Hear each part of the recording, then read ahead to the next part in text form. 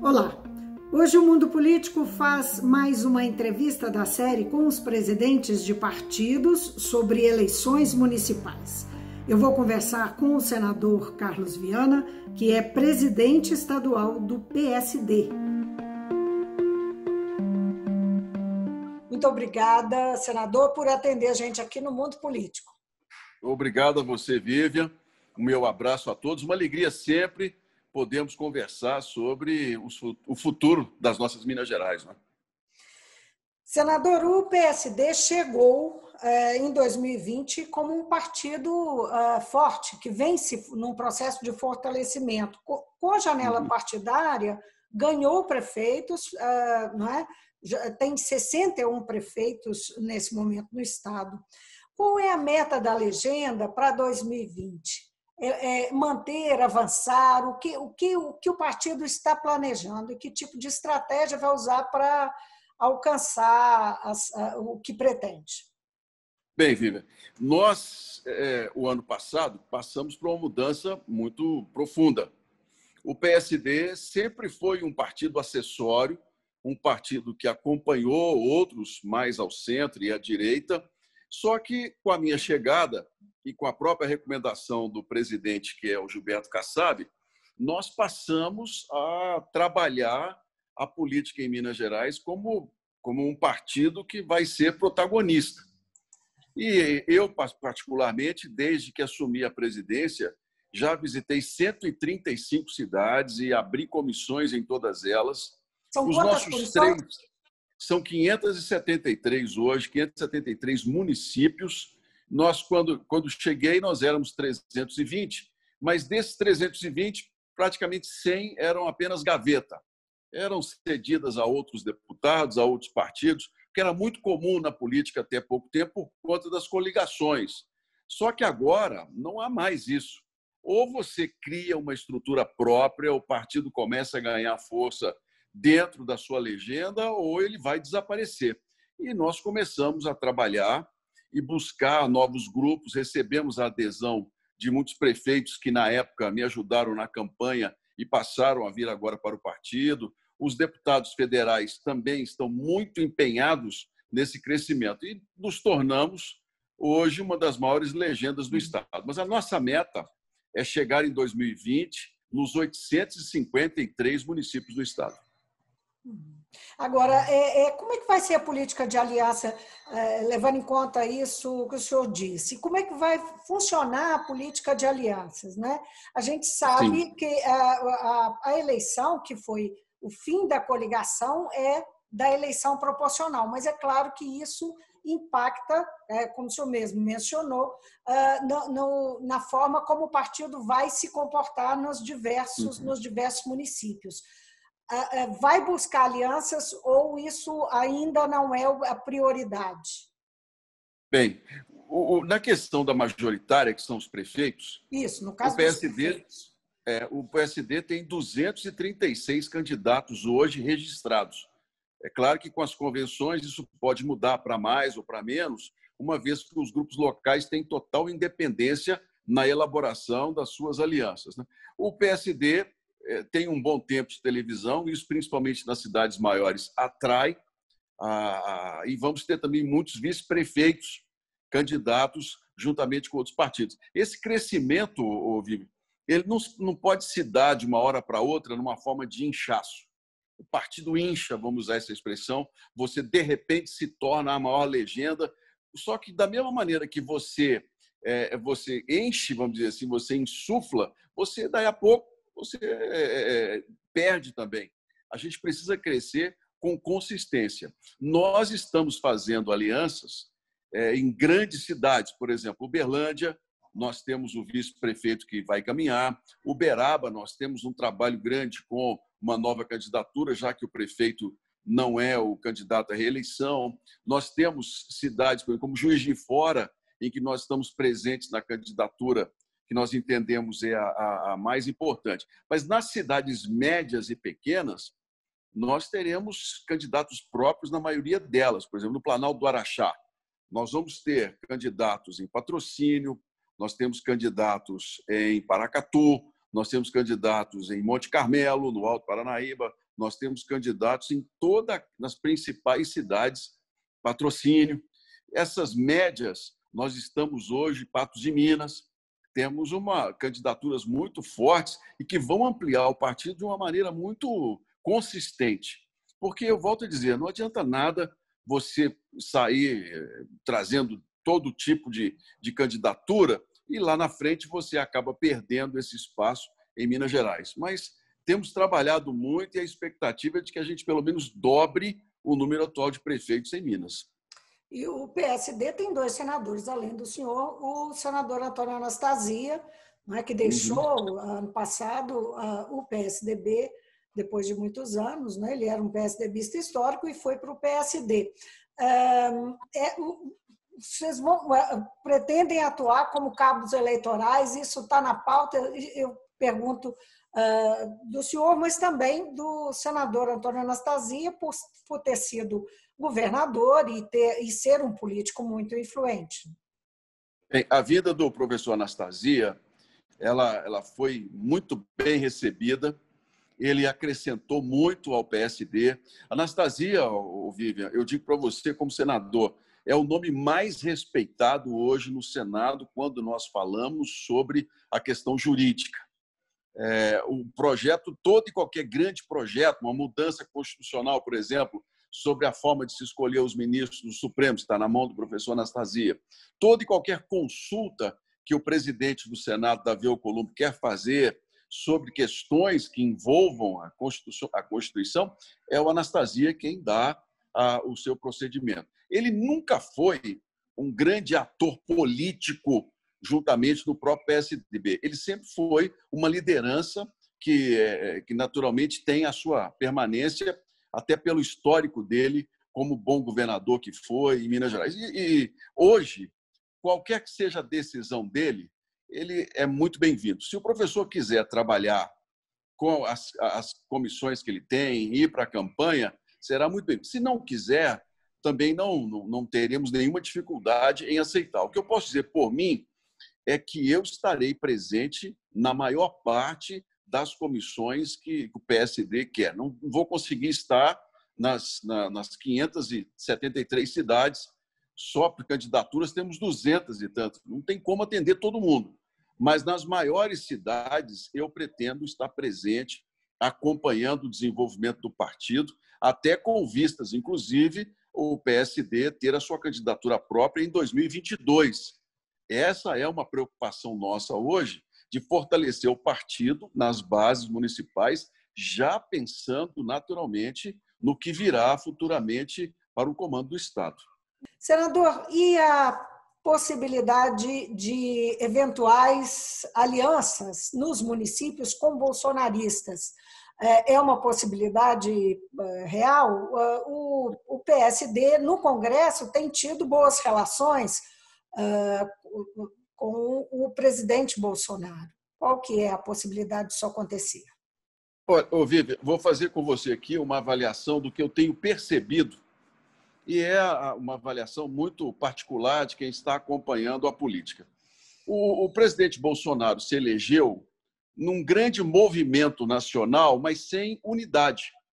Não há uma unicidade. Cada cidade que eu visito tem alguém que diz que é herdeiro do bolsonarismo, representante do presidente. Belo Horizonte mesmo tem 3 ou 4 correntes que dizem a mesma coisa, e por aí vai, Governador Valadares, outras cidades.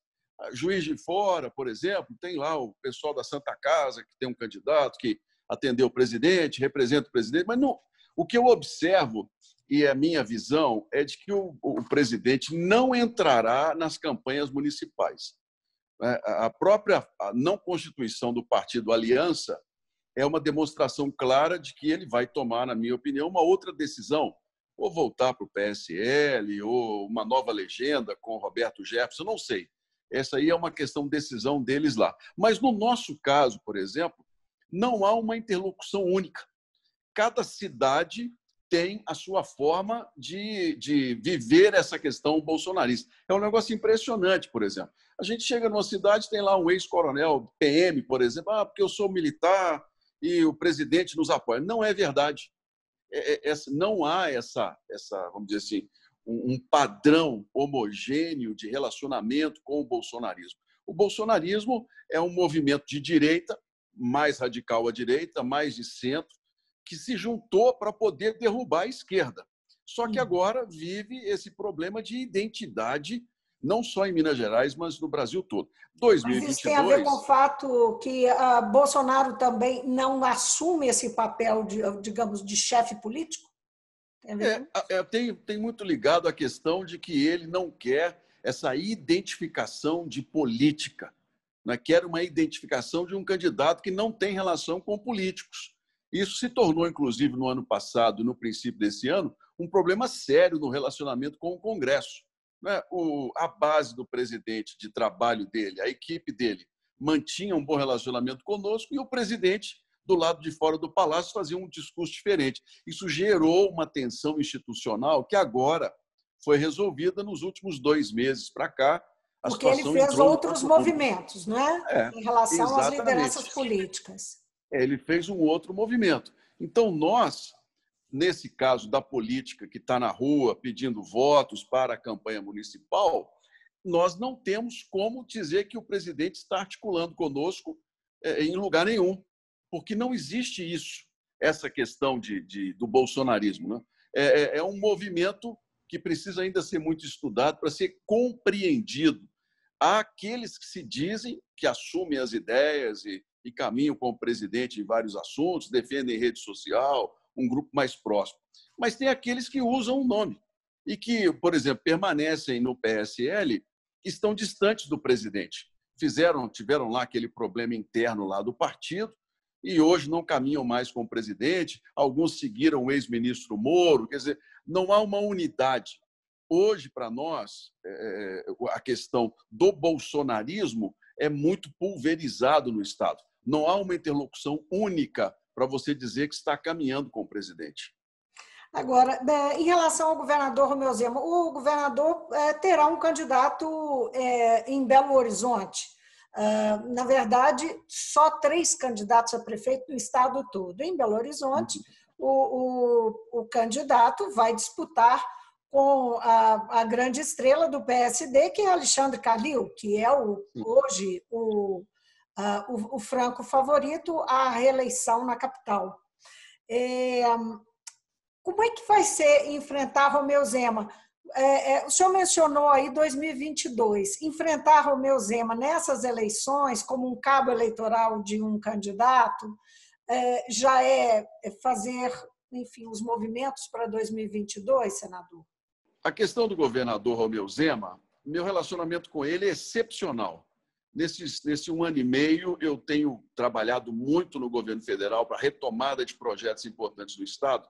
E o governador é um homem de muito boa vontade. Ele quer que Minas Gerais consiga avançar e está fazendo um bom trabalho. Agora, quando a gente vem para a política, para o chão mesmo do Estado, no dia a dia, a presença do partido do governador é praticamente zero.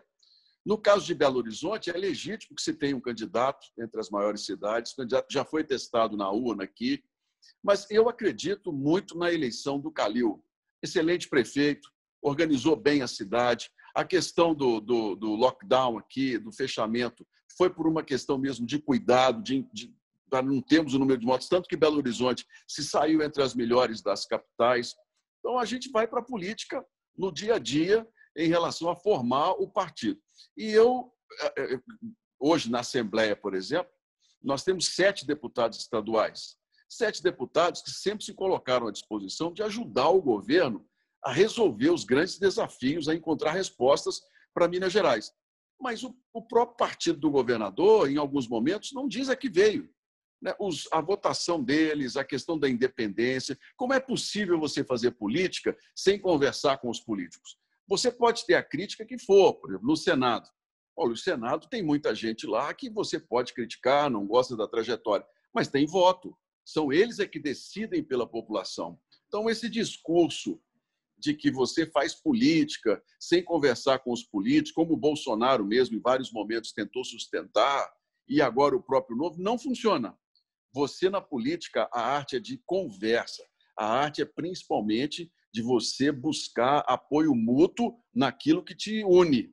E aqui em Minas Gerais, eu percebo que o governador é muito isolado, né? Ele é uma pessoa que quer resolver, a equipe dele, com o secretário de governo, Igoreto, é uma equipe que tem muita vontade, o secretário de planejamento, são pessoas muito competentes, mas politicamente isoladas e, a meu ver, num prazo muito curto. Nós estamos caminhando agora, terminada a eleição para prefeitos, nós vamos caminhar naturalmente para poder recompor as forças para 2022. É assim que funciona. E, até o momento, não vi, de verdade, uma movimentação grande em que a gente possa entender qual é o jogo deles para 2022. O nosso está na rua. Dobrar o número de prefeitos na cidade, o número de vereadores, ter comissões nos 853 municípios, tornar o PSD hoje a mais forte e a legenda, vamos dizer assim, com mais capilaridade política em Minas Gerais. E Calil, se eleito em Belo Horizonte, se reeleito em Belo Horizonte, o partido já olha para 2022 como um possível, provável candidato? Isso que vem sendo aventado é uma real possibilidade? É uma decisão dele, né? O Calil é quem tomará a decisão na metade do mandato, se quiser sair. O assunto hoje, para nós, fundamental, é a reeleição dele.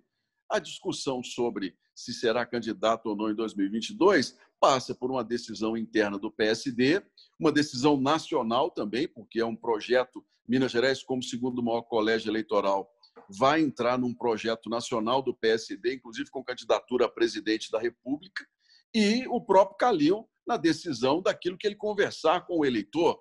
Às vezes, o eleitor de Belo Horizonte hoje vai sinalizar de que não quer que ele abandone o mandato. É uma decisão que, seja qual for, nós vamos conversar com muita tranquilidade para poder entender e ajudar naquilo que for preciso, Vivi. Senador Calil é favorito, né? Mas, além do candidato do governador, tem outros, vários candidatos aí, pré-candidatos que vão para a pista, vão disputar aí essa eleição de BH, a Prefeitura de Belo Horizonte, e ele vai enfrentar muitas críticas, e elas já começaram. Foi publicada uma matéria de capa na revista Isto É, na semana passada, que faz várias acusações ao prefeito Calil e também algumas que são novas, outras que são requentadas, mas o fato é que apresenta uma série de críticas e faz uma série de acusações, inclusive de desonestidade. Como é que o partido vai trabalhar para responder essas, como presidente do partido, como o partido de Alexandre Calil vai responder a essas acusações? Olha, é uma boa pergunta e é um tema bom da gente poder abordar, até pela interdisciplinaridade que existe entre o nosso trabalho e a política hoje. Nós temos um problema seríssimo no Brasil, que é o combate à corrupção. É uma luta que a gente não pode abrir mão dela em hipótese alguma. O problema, Vivian, é que esse combate à corrupção ele mexeu com um lado do ser humano e da própria força política, que é a vaidade. Então, nós temos, por exemplo, em várias denúncias, determinadas ações da polícia que são espetáculos para câmeras de televisão e para a imprensa. Tanto que esses processos lá na frente, o que acontece com eles? Eles acabam sendo arquivados, anulados. Eu diria até que hoje no Brasil, todo delegado, ou mesmo todo não, vamos generalizar, mas que há delegados e há promotores que querem uma lava-jato para chamar de sua, porque envolve política e isso vai gerar manchete, vai gerar muita informação. Só que quando você vai ver, as denúncias estão baseadas em investigações que ou já foram arquivadas ou que não foram provadas. Como envolve, geralmente, gestores públicos, tem muita gente ali que precisa, de fato, ser colocada para fora da política. Mas tem outros que já são pré-condenados sem ter feito absolutamente nada. O nosso chamado arcabouço legal e tributário, ele é tão complicado que é difícil um prefeito sair de uma prefeitura sem um processo qualquer do Ministério Público, seja por suspeita de improbidade, seja por não ter cumprido o papel, seja porque, às vezes, não atendeu o que o Ministério Público disse que deveria ter sido feito, aí o prefeito enfrenta aquilo, vai ter um processo. Aí você tem isso. Então, toda vez que a gente chega perto de eleição, tem essas denúncias bombásticas. Foi assim com Veja, foi assim com essa sobre o Calil Isto É, né? Tem sempre alguém por trás que pega esses dossiês e solta isso na imprensa. Bem, o que pode se dizer sobre isso? Não há condenação.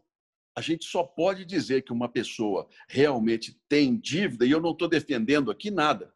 Eu só estou colocando claramente o que tem acontecido em nosso país. Vou te dar um exemplo clássico.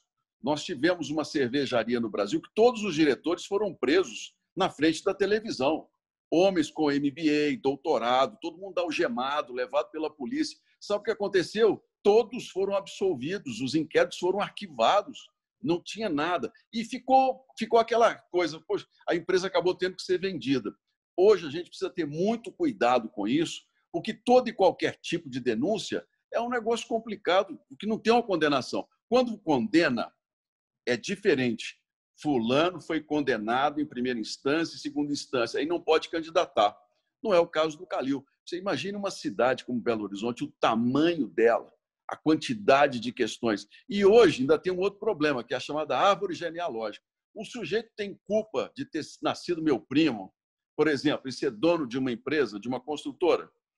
Então, quer dizer que por ele ser meu parente, ele não pode trabalhar para a prefeitura. Eu nunca vi essa pessoa, nunca conversei com ela. Então, há uma mistura muito grande em época eleitoral, e eu digo para você o seguinte, a gente perde o senso, o racional nessa história, porque tudo tenta se levar para o lado da campanha. Essa questão, por exemplo, da Covid. Qual era a recomendação que nós tínhamos hoje num país em que não teve uma união, um país que não teve uma liderança, um presidente que, na minha opinião, falhou como estadista em chamar para si uma decisão conjunta? Ele podia ter lá o posicionamento dele que quisesse sobre a Covid, mas ele tinha que ouvir os médicos, tinha que chamar os governadores, secretários, ter uma decisão nacional sobre o assunto e não teve.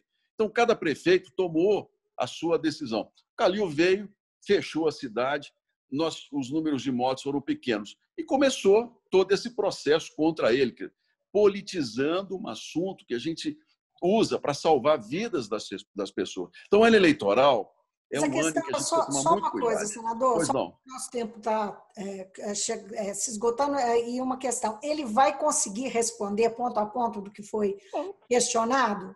Não é para Eu além, acredito que sim. não é claro que há um prejuízo porque ele é atacado, mas para que dúvidas sejam resolvidas, ele vai ter que responder.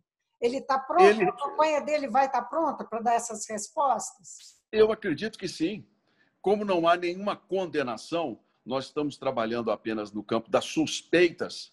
Hoje ele pode ser condenado, como ele pode ser absolvido, e eu acredito na maioria das coisas, porque são denúncias que o Ministério Público tem que investigar, a Justiça tem que nos dar uma resposta. Mas que até o momento nós não temos uma condenação, e mesmo se tiver, ele ainda tem os recursos nas instâncias superiores. O que eu estou dizendo é que em ano eleitoral, nós perdemos o equilíbrio do discurso correto. Esse é que é o problema. Tudo é usado politicamente. Mas não é para investigar? Não. Tem que investigar mesmo.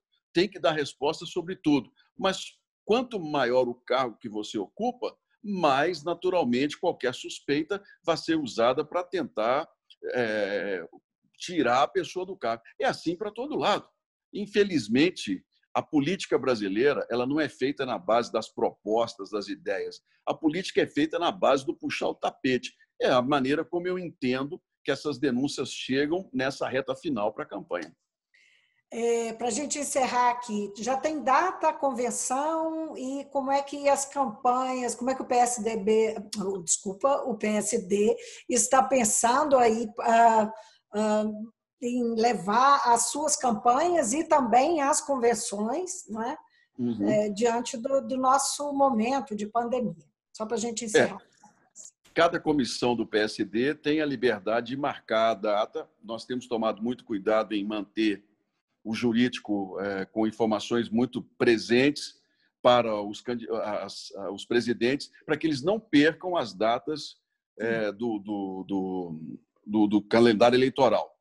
Na questão, nós não vamos ter presencial praticamente nenhuma, todas elas serão por videoconferência, mas teremos pequenos grupos junto ali, tanto de todas as disputas, para garantir que as atas elas tenham, naturalmente, a correção do que foi decidido durante as convenções. Nós estamos recomendando até que todos gravem as reuniões, para que, em qualquer caso de discussão, a gente possa ter a documentação necessária para apresentar ao TRE. Será um ano diferente, né? Não vai dar para fazer campanha porta a porta, uma campanha adiada para o dia 15 de novembro, cujos prefeitos ganharam mais tempo para se reorganizar. Vai ser um ano bem difícil de conquistar o eleitor, viu? Muito bem, então, um bom trabalho aí pela frente. Não vai faltar trabalho, né? Muito obrigada, senador, por atender a gente. Obrigado, Viva. Estamos sempre à disposição e vamos esperar tempos melhores, né? Mais tranquilos e que a gente possa, de fato, ter mais transparência e, quem sabe, uma política com base em denúncias que a gente possa resolver com mais rapidez e com mais propostas e crescimento. Um grande abraço. Um abraço também. Muito obrigada outra vez. Tchau. Tchau.